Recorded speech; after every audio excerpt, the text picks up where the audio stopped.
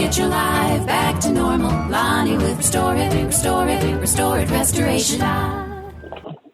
Meeting is being recorded. Real? Are you there? Hey. Can you hear me? How are you? I'm good. Yeah. Sweet. What's going on? Oh, just a day of playing catch up and mustard. invoicing and estimates and phone calls and I don't know what all. Yeah. Nice. Very nice. Busy. What's your week? How's your week been? Pretty good. Got I'm holding hands of a couple he's 94 and she's 92 and they're so lost and so lost. And then they got a really bad water/mold issue. So I'm having to hold their hand, and then they've been kind of screwed over by roofers. And so I reached out to the roofing company and said, hey, it's been 2 months. You know, you've been paid. Where you at? And so they explained it to me. And so I'm just trying to help them out. But got a mold test coming on Monday for them to see how bad it is. It's pretty bad. I was just trying to assess the damage, and I was trying to peel a little bit of paneling off the drywall that was accessible, and I just had the biggest plume of mold spores ever just come out. I mean, I've never seen this much mold just come flying out, just prying it open. I wasn't beating on the wall or nothing, just taking a little, pry bar and just trying to, finesse it out of there. And I said, we got to pump the brakes and put we need to get some protocols in place and figure out what's really going on. Wow. And she's complaining about having a weird cough and doctors can't figure it out. And it's been going on for 4 years. And it's like, I found your answer. 4 years, huh? Yeah. Pretty bad, but they're old, typical older folks. He has dementia or Alzheimer's. I don't know the difference if there is. I know one leads to the other. I think dementia leads to Alzheimer's. I don't know. But anyway, those are terms that we both hear all the time, and I don't know the difference between dementia and Alzheimer's, or are they synonymous? I don't know. But she's used both terminologies with me, so I don't know. So got to hear his story, I don't know, 6, 8, 10 times in the hour and a half I was there the other day, about how his dad had him climbing telephone poles at 5, and he worked 37 years for the Bell telephone system, and he went to World War II, and it was interesting stories, but it's like I felt bad for him. It's like, man, he doesn't remember. He just literally told me about climbing the pole with his dad at 5. And how cool is that, taking your son to work and having him climb a telephone pole? I thought I was being cool by putting my 3-year-old on scaffolding, but anyway, but it was a low, the balcony or the platform on my scaffolding was just like my head high, and with all the safety rails and everything. And I just picked my kids up, and they were small enough I could just pick them up and set them up there, and they thought that was so cool. Talked about it forever. So here this guy is 94 years old, still talking about, I guess 89 years later, he's still talking about climbing the pole with his dad. So yeah, it's funny how certain things sort of never leave your memory. And right. Then when I imagine when you're dealing with Alzheimer's or dementia or whatever it is, right? There are like core memories that you have easy access to, and there's a set of memories that for just some reason you can't access as easy. So you can't remember that you've relayed the accessible memories already, maybe a few minutes ago, and then you're having to repeat it. It's pretty sad. Yeah. I mean, my mom's at that age, or she's at that, she seems to be at that stage in her life where she'll call, we'll have a conversation, she'll mention some fact at the beginning of the conversation, only to repeat that towards the tail end, as if it was the first time she's mentioned it on the call. Right. And Yeah. I'm like, wow, we're there already. Wow. Yeah. My dad does the same thing. He's 74 or 5. He was born in 45, so he will be turning 75 this year. And yeah, me and my older brother, we kind of like scratch our heads and compare notes all the time because we're both thinking he's slipping in dementia. And he'll either repeat the same story 100 times or he'll start telling me about a story so far past the beginning. Like he just starts talking about driving some Daisy lady the other day to Wisconsin. Well, I don't know who Daisy is. And I don't know why he's going to Wisconsin, but he's telling me this like it's been planes and, you know, like I know all about it. And I'm just like, well, why? Well, why are you driving this lady to Wisconsin? And then I never could get a straight answer because, you know, you can't keep a coherent train of thought for nothing. Sure. Wow. So, yeah, it happens, I guess. Well, so what's up with you? Well, you're dealing with amazing mold discoveries. Nothing new on my end. Just had to roll in through the week. You know, just another one of those weeks, and you know, kids doing school remote, and me and my wife working remote.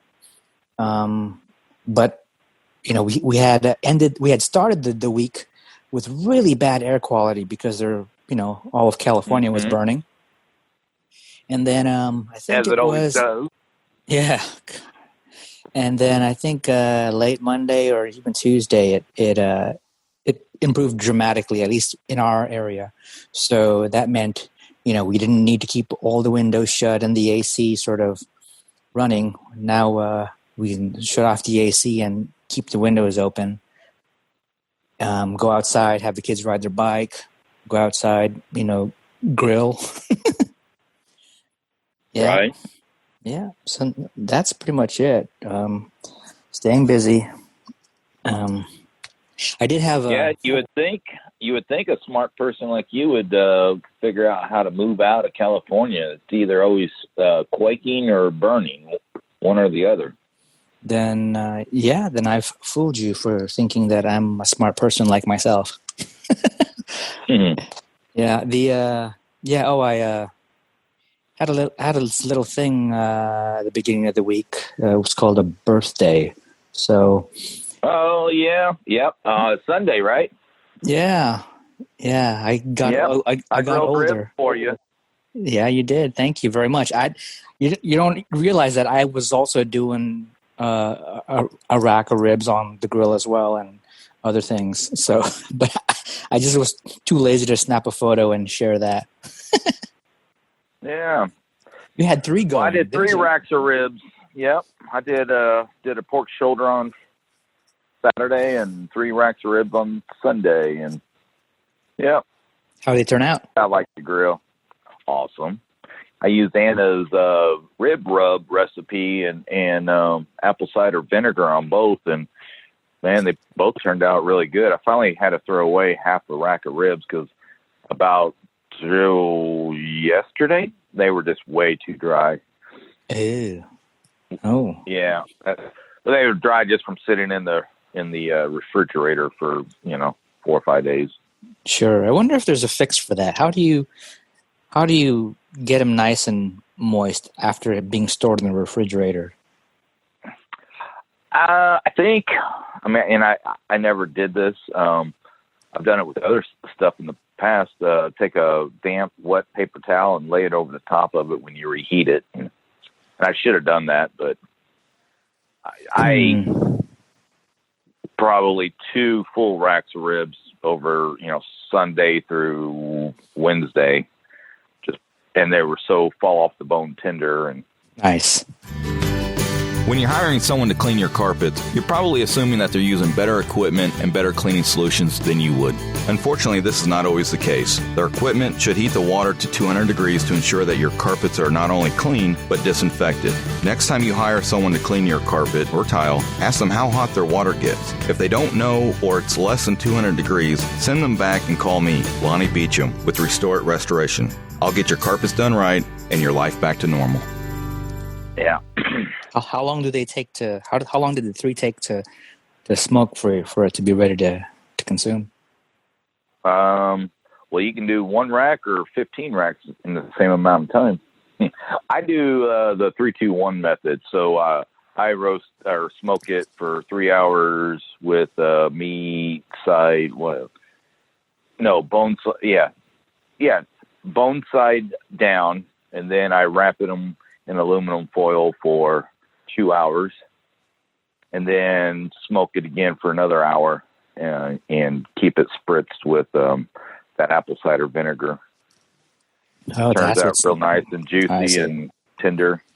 And I only smoke them at 180 or 200 degrees or so. But yeah, it's really hard to even pick them up off the grill because they just fall apart on you. Oh boy. Yeah, I've defaulted to taking a whole rack of ribs, cutting them into 3 segments, and then seasoning them up with salt, pepper, and smoked paprika, and I have them go through the Instant Pot pressure cook for like 50 minutes. So I cheat. 50? Yeah, about 50 minutes, and then I'll take them out, let them kind of rest a little bit because I'm too busy grilling other things. And then when I finally get to it, I'll put them on the gas grill, and I may throw some other seasoning on it. And for anybody else who's around who likes sort of the wet barbecue sort of treatment, I'll throw that on there just to dress it up a little bit. But that's what I've defaulted to so far. And it worked for you? Yeah, I think so. You don't end up with a tough set of ribs. My brother-in-law, he does sort of the whole foil thing like you do. But he generally just seasons it up, covers it in foil, and sticks it over the grill for a certain amount of time, and then he's done. Gotcha. Well, I have a Pit Boss pellet grill, and I love that thing. That's one of the best investments I've made. Nice. Yeah. Pellet. So, are there actual pellets in there? Well, yeah, not rabbit pellets, but hardwood pellets. You get different flavors: apple or cherry or mesquite or hickory or just oak or they even have flavors where they'll make pellets out of Jack Daniel's barrels, and I don't know. I mean, the sky's the limit. It's about $15 to $20 a bag, 20-pound bag, and a bag. I can fill my hopper and it lasts for a long time. Well, I mean, I went through probably equivalent of maybe half a bag on Saturday. Whenever I smoked my shoulder from. I got up at 3 in the morning. 2:30 in the morning to set my shoulder out on the counter, get it room temperature. Got back up at 4 a.m., put the shoulder on the smoker, and filled the hopper and just set it at what did I set that at? 225, and I don't know, 13, 14 hours later it was ready. And this big old ginormous ball of meat that was just delicious. Nice. Yeah. So, do we have a topic today, or are we just like hanging out? You feel like a topic? I know last week we covered water damage, and I figured we could, if you're up to it, sort of do the same thing, but transition to some other area of your expertise. I think I threw out all my expertise last week. Just kidding. So, so you ready to demonstrate your expertise? Sure, let's do this thing. It's going to sound very familiar because I'm basically recycling the questions, but just changing the issue. And so what we're looking at is what happens and what are the effects of mold in your home or business? Well, mold is actually nature's way of breaking dead things back down to their basic elements. So mold is literally eating your house. So whether you have health effects with mold or not, it is doing physical damage to your house. Also, that amount of moisture brings pests. I mean, I see a ton of insect infestations in my job because they're, termites and beetles and, everything else is that they have the same needs in life as us, a place to shelter and a place to breed their young and a food and water source. So, whether you're having health effects or not, you still need to have mold taken care of properly.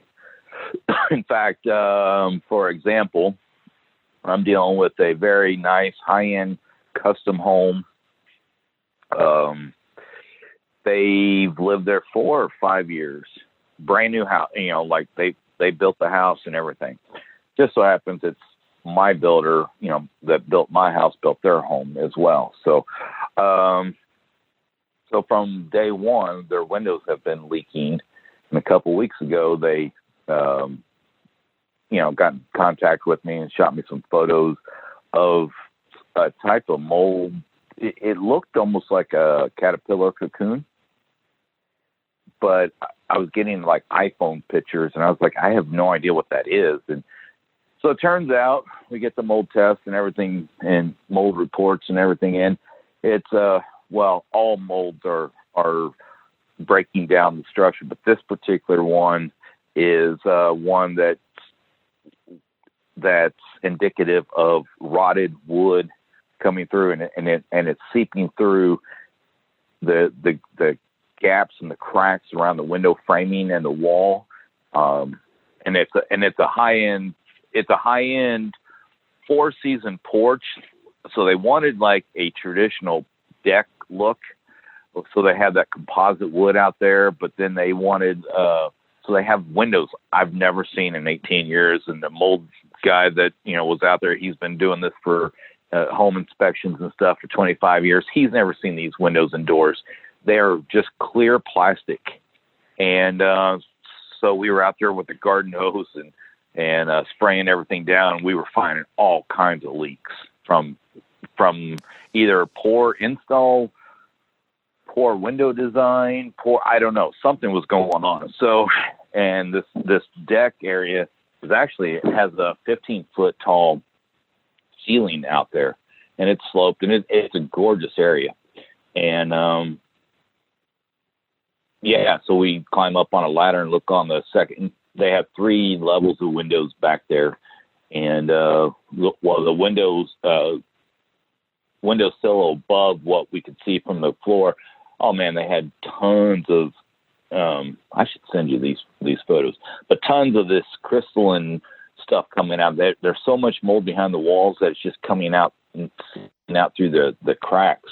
And so I'm going to literally have to pull off the siding, pull off the weather, the Tyvek house wrap, pull off the sheeting, pull out any insulation, all the insulation that's in there, and then pull off the drywall and the beadboard from the inside. We're going to have to hit this from both sides, inside and out, and possibly have to replace a lot of framing. Don't know until I start tearing into it. So we'll potentially have framers in there doing some temporary framing to hold up the roof structure of the house that, of course, is tied into the rest of their roof. And so it's not like we can just lop this section off the house and rebuild it from the ground up. We have to maintain structural integrity for safety of me and the guys and the family and everybody else, and not mess up their roof line and that sort of thing. So that's a long way around to say that whether you're having health effects with mold or not, it is literally eating your house around you. And if you leave it untreated, I've seen walls where you just push on it from the inside, and I could push my way out of the wall to the outside just from mold and insects and wow. Termites and all that. So, did that answer your question, or did I confuse you? Good, gnarly. So that's like typical homes. Anything different for the business? Well, it's structure-wise, whether you call it a business, a church, or a home, buildings are all about the same.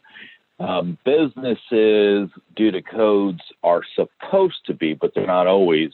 They're supposed to be metal studs in the walls due to fire and public safety and that sort of thing.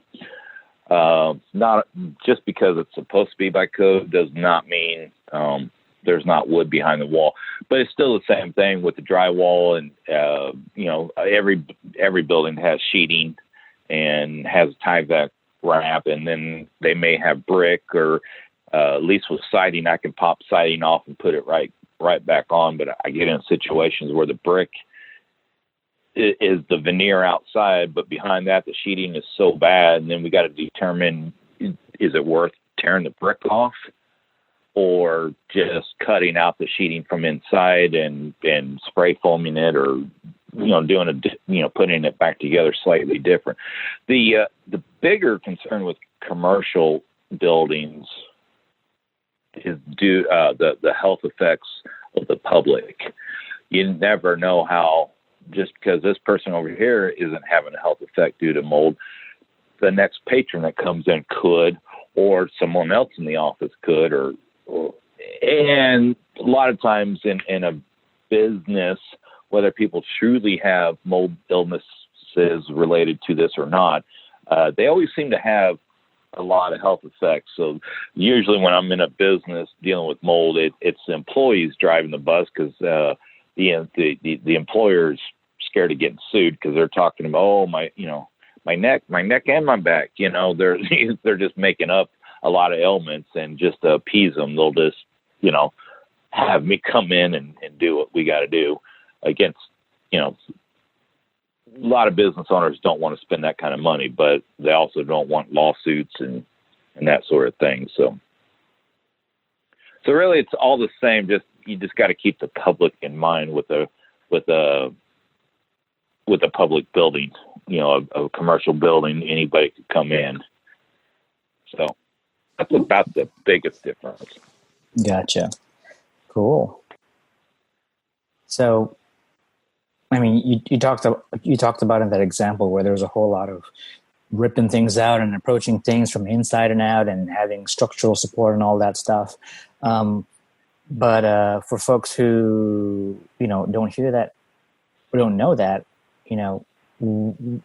and for folks who are interested in just cleaning sort of mold damage yourself or themselves, why would you recommend that folks generally don't try to clean up mold themselves? Well, because kind of like last time we were talking about, just with water damage, most people don't know all the tricks and the in and outs on how to set up containments. They don't have the machinery to set it up properly. Before I go ripping into a wall, I don't care how small it is, I have to set up air filtration devices and containment, and I build a lot of rooms, inside of rooms, and I build it out of, I either have tension poles that'll hold plastic up to a ceiling, or sometimes if it's a really tall ceiling, I got to get 2x4s in there and just pressure, cut the 2x4s just slightly bigger than what I need, so I can just kind of pressure fit it in there. And then you go about ripping apart whatever you need to rip apart, because you don't want to, let's say, even if you have a mild case of mold and it is just in like a 2-3 foot square area, almost every time I get into mold situations, I get a bug infestation as well. Well, if I open it up, you don't want all the termites, let alone the mold spores and everything else, just flying throughout the rest of the house. Nobody wants pests in their house. That's why there's a whole industry to get rid of bugs. So if for nothing else, I build these containments to keep the bugs just in that area. But then you got the microscopic spores. When you rip open drywall, it then just goes spreading throughout the whole house. And then I got to keep in mind, like, where the furnace system's at, HVAC, air conditioner, whatever you want to call it or whatever you know it as. In my area, they're almost always in the basement, which is water's always in the basement. And, so a lot of times I got to build even like a room, build containment around the furnace system, just to isolate that from the rest of the house, as well as where I'm immediately working at. So yeah, if you have containment and capabilities and tension poles and know how to, dry fit and pressure fit 2x4s in place and stuff like that, yeah, you can do your own mold remediation, and especially if you have your own HEPA air scrubbers and stuff like that, like I do. Yeah, but most people don't have that. Are you there? Hello? Did you get kicked off again? Ruel. Okay, so it looks like I lost Ruel. Let me text him real fast. Mic check. There you are. Yeah. I saw that we were still both on, but then it's like me hearing you sort of dropped, and then I started fiddling with my connection to see if there was something on my end. Sorry about that. No biggie. I was getting ready to. I was about ready to just call you. I just texted you, and I caught it. About ready to just add a call and bring you back in. Thank you. Yeah, I'll clean that up. Okay. Yeah. That'll be interesting. It will be. And so I missed the tail end of what you're saying, but I'm sure it's all recorded. We'll see. Yeah. So I have to give a shout out. Okay. Jackie Jones loves me. She sent me some salsa. Jackie Jones and Jackie's Jam. Jackie's Jam. Did I lose you again? Oh, there you are. No, now I'm here. Yes, if anybody wants to send me anything in the mail, my address is P.O. Box 2054, Jefferson City, Missouri, 65102. Jackie sends me a batch of salsa every so often, so it's always appreciated. Nice. Yeah, the last time I had her salsa was when she sent over the salsa and the shot glass. Yeah, yep. I got a batch then too. And I got a Washington State sticker that's sitting on one of my air filtration devices, one of my HEPA air scrubbers. So every time I see that particular unit roll out, I catch it. I was like, I always think of all our friends up in the Pacific Northwest. Yeah, I can't believe it's been so long since. What's been so long? Since all those meetups, with the NSNG folks. Well, we were supposed to have a big one at KetoCon in early June, but that went out the window. So, and it's been. Were you planning to make that one? Yes, I was. I hadn't bought tickets or anything yet because I never know what I'm doing 1 month from now. I don't know what I'm doing 1 week from now. That's just how my day and world works. I mean, 3 days ago, I thought I was going to actually go home, chill, and relax at 3:30 in the afternoon, and then next thing you know, I'm dealing with Alzheimer's people with water damage. So that's just how it works. So I was waiting until the last minute, and literally the day I was about to buy the tickets and stuff, then he said on his podcast that it's all postponed until next year. So, I mean, we haven't had a big meetup since September of 2017 for the whole crew, and meeting new friends and seeing old friends. And so yeah, it's about time to do one. It's been 3 years. Yeah. Yep. First one was in 2015. That was in Southern Cal, right? Yep. Yep.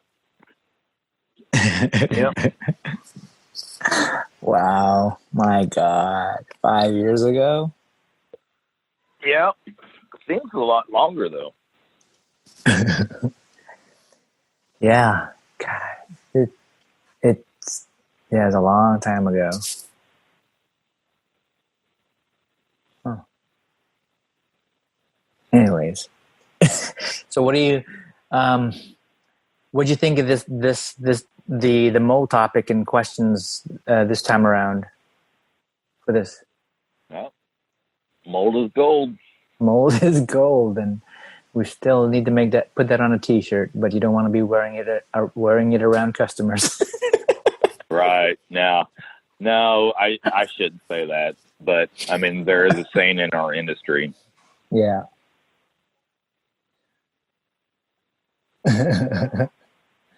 Maybe next week we'll do like dead animal cleanup. Well, it's up to you. We never have a topic coming into these things, so. Yeah, and we stumbled upon sort of an approach last episode. It's like, here's some really simple, well, in my mind, simply phrased questions, and all you got to do is flip-flop the subject matter into one of your areas of expertise, and ta-da! Then Lonnie will just keep rolling. Yeah, when you disappear on us. Cool.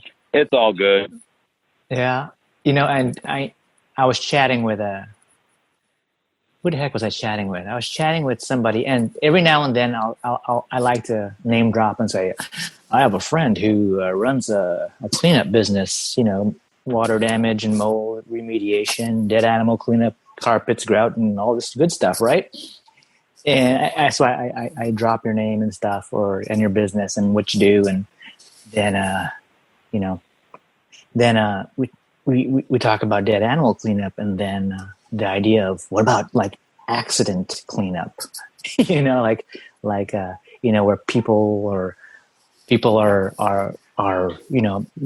the dead animals that need to be cleaned up, And I said, yeah. That's what I think I thought so, but you don't ordinarily talk about that stuff.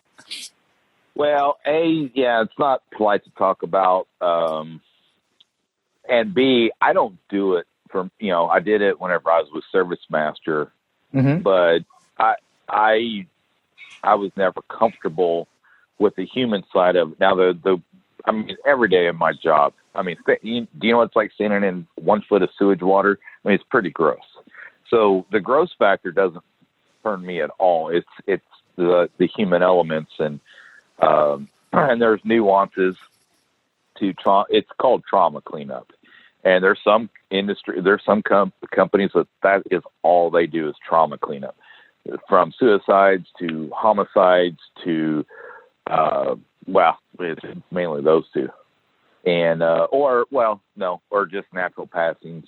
So yeah, I mean, I've done the job where some elderly man passed away. He had a heated water bed, and he, family never checked on him. Nobody, noticed he was missing for 4 months. So I know what that looks like. And yes, I've done that.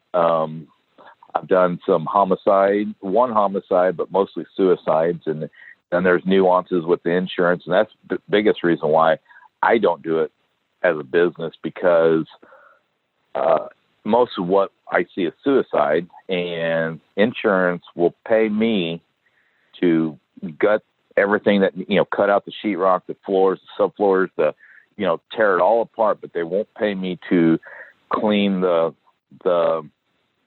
matter, the bodily fluids off of personal items if it's self-inflicted.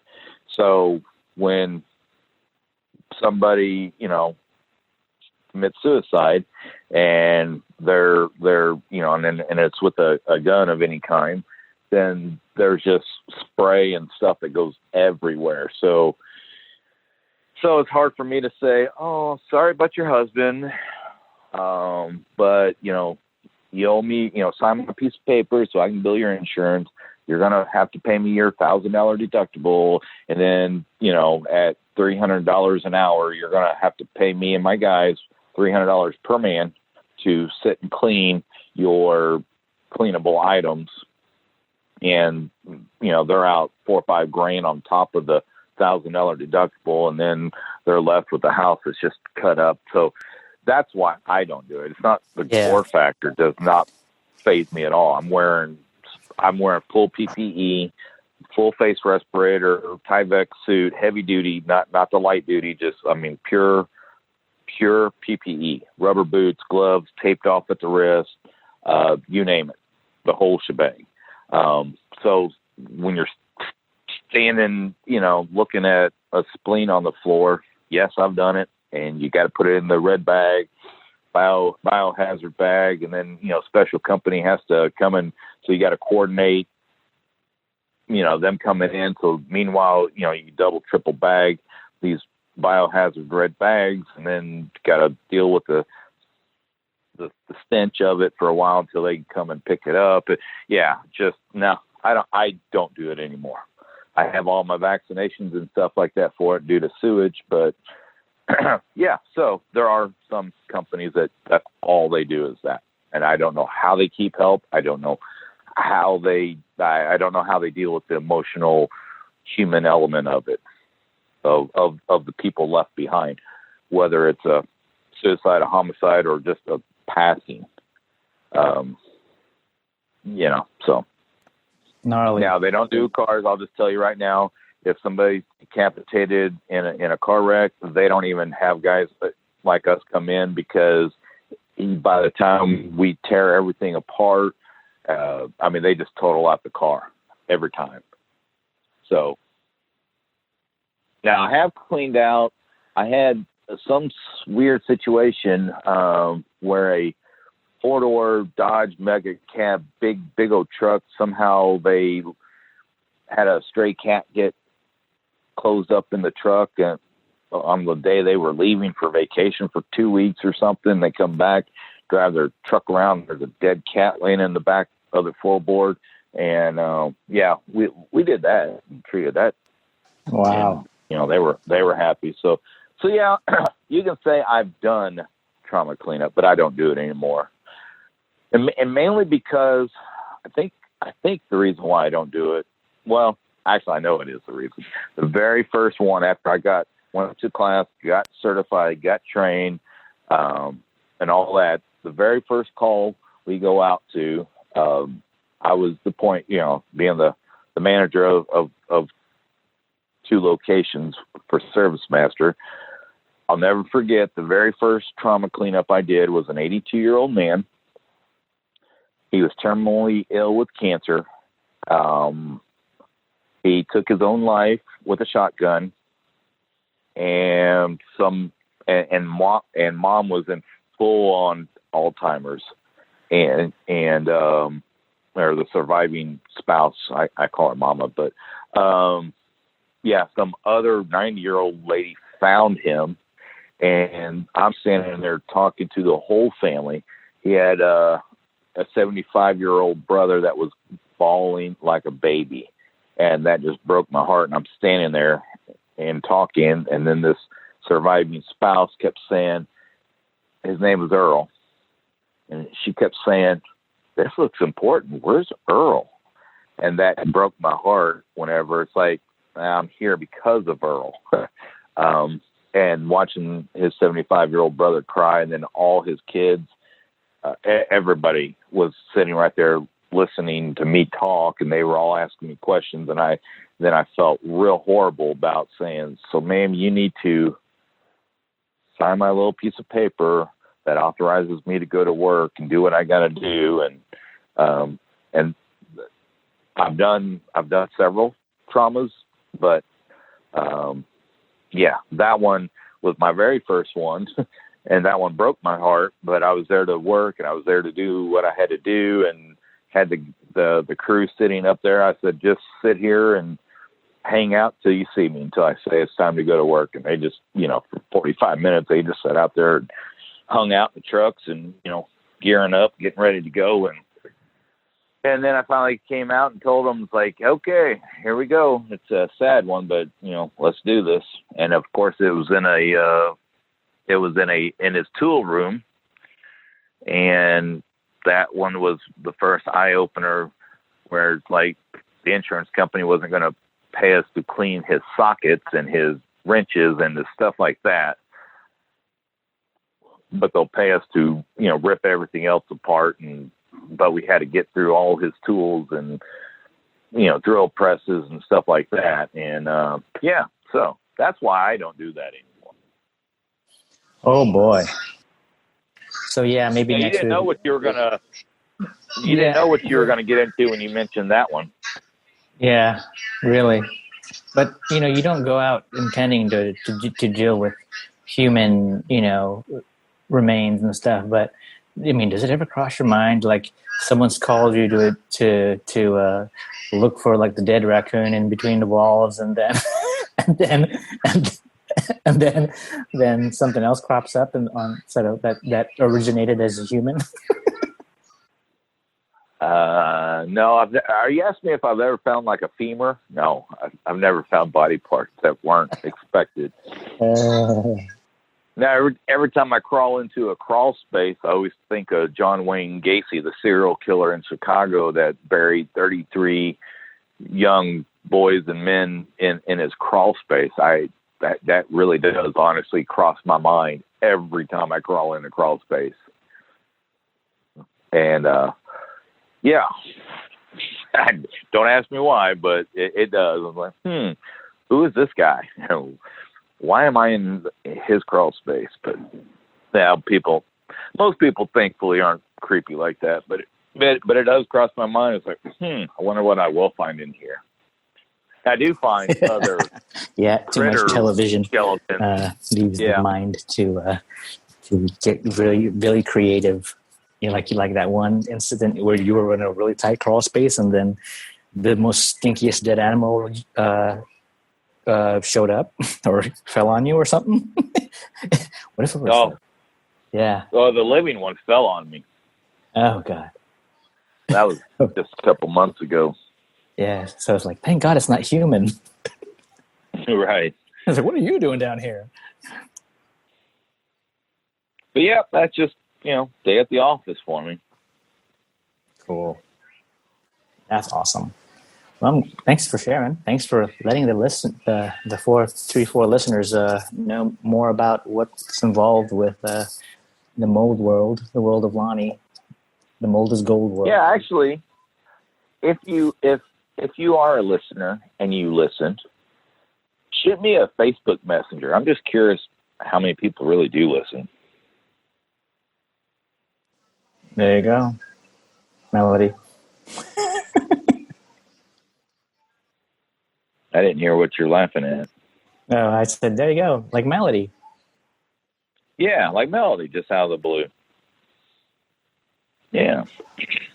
Yeah, I really do think there's only 3 or 4 people. But I enjoy talking to you.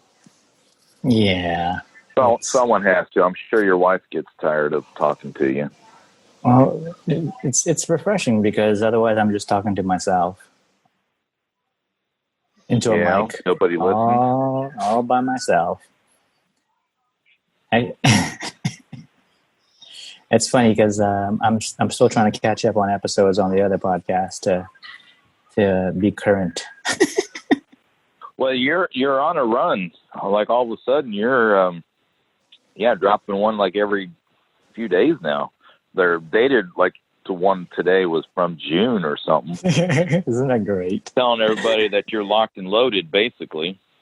It's needing to buy more hardware. What is it? 2 months behind? 3 months behind at worst? That's all right. We probably have the same listener. The same single listener. It's awesome. Cool. So what you going to be looking forward to this weekend? I will be most likely tomorrow. I will be bringing my airless paint sprayer home and spraying primer all over my walls and ceilings and painting my ceilings and get started painting my basement that just got finished the other day. Oh, cool. Well, just got the base or the drywall finished. Very cool. And the girls helped get all of that done. Yeah. Oh, I just got whoa, that's an interesting photo from my mold guy. Yeah.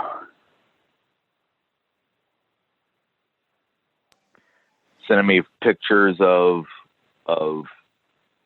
this is a prime example right here of why contractor, like home builders, don't need to be in the smoke and fire restoration business or the mold remediation business, because they want to spray everything with white kills and they wonder why smoke will come through later. Yeah, this is interesting. Yeah, we don't know what you're looking at. So I'm looking at a photo of smoke damage in an attic, and somebody just sprayed white kills over it and thought it was good. And I don't know why my mold guy is sending me this, because I don't do fire damage anymore. Now I'm just wondering if it's one of my old jobs from my old company that somebody did a poor job, but I don't work for them anymore, so. So nanny boo boo. Mm-hmm. Yeah. All right. Want me to send this to you? Sure. Let's go to Rue L. Abadam. There you go. Cling. There you go. Okay. So they sprayed what on it? Kill?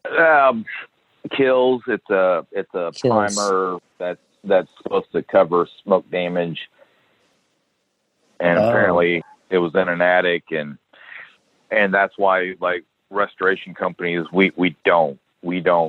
That tells me either a homeowner sprayed that, or just a home builder, general contractor kind of guy, or a handyman. It wasn't a professional, I can tell you that, because we don't leave smoke behind like that and just take an airless paint sprayer and cover it up with white paint or kills or something like that. And every day I hear people say, well, when I get mold damage, I just clean it up, and I don't know why we need to pay you guys all this money, because I just wipe it down with bleach and spray kills on it, and we're good. And then I still get the call later on, and people's like, well, we had it fixed 2 years ago, and my builder just, he just wiped it down with Clorox bleach and sprayed kills on it, and then now I still get the call, because it still comes through until you fix the source.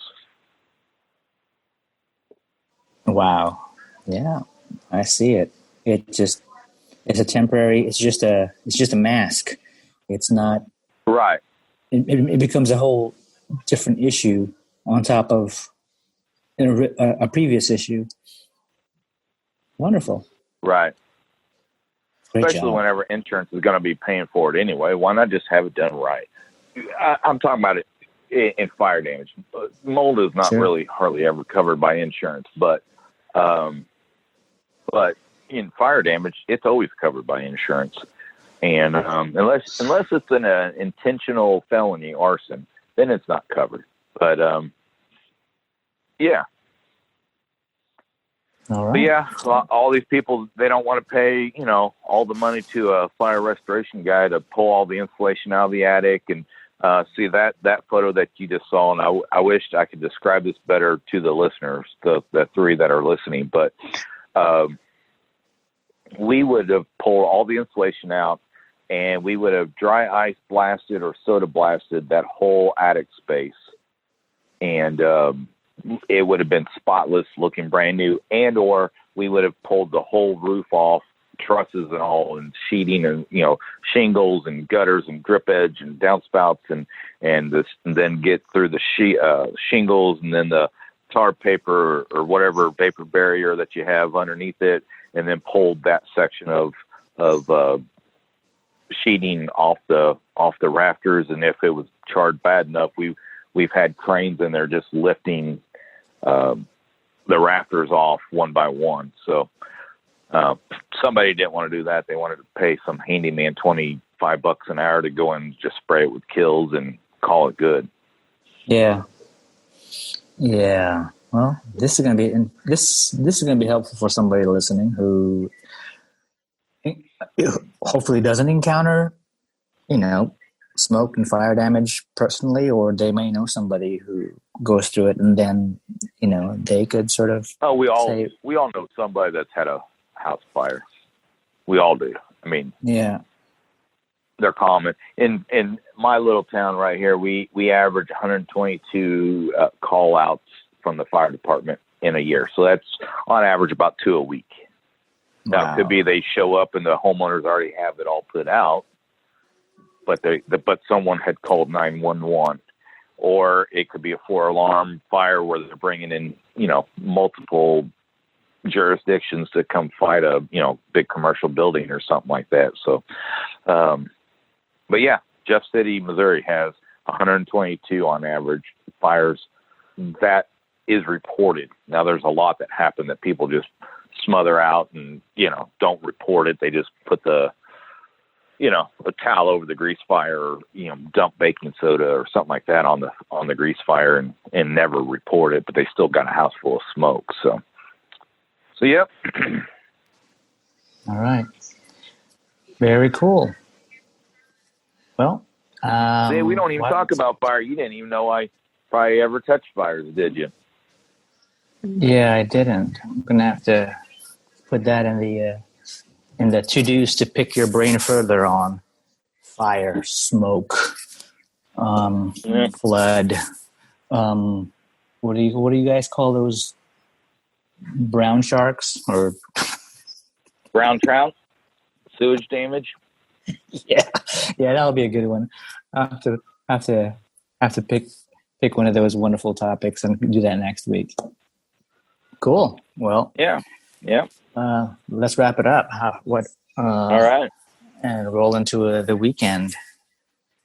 Yes, I'm going to go be a painter this weekend. Cool. I'm not sure what I'm going to do. I'm probably going to grill something, probably drink something. Oh, I'll be doing that too. That's a given. All right. Okay, then. All right. Yeah. This is Lonnie Beecham wanting to tell you to get your life back to normal. That's a wrap.